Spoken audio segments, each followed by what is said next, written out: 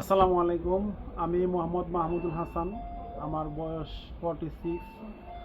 আমি ডক্টর গোবিন্দচন্দ্র দাস স্যারের এখানে গত 13 বছর আগ থেকে আমার এখানে আসা। আমার বড় ছেলের বয়স যখন 8 বছর, তখন আমি ওনার এখানে অ্যালার্জি এবং অ্যাজমার জন্য চিকিৎসা নেওয়ার জন্য আমার ছেলেকে নিয়ে আসি। এর আগে আমি অনেক ডাক্তার দেখাইছি, অনেক জায়গায় গিয়েছি, কিন্তু আমি কোথাও ভালো ট্রিটমেন্ট পাই নাই।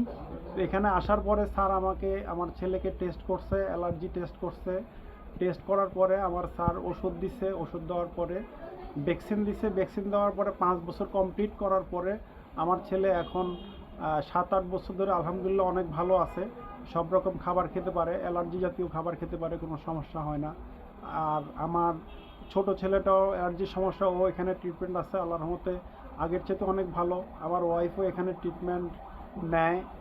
আমার ফুল ফ্যামিলি সবাই এখানে আসে।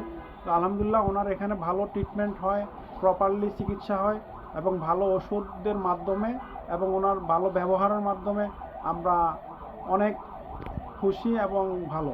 আশা করি যারা এই সমস্যার মধ্যে আছেন, অ্যালার্জি এবং অ্যাজমার সমস্যা, ডক্টর গোবিন্দচন্দ্র দাস এখানে অ্যালার্জি অ্যান্ড অ্যাজমা সেন্টার এখানে আসবেন।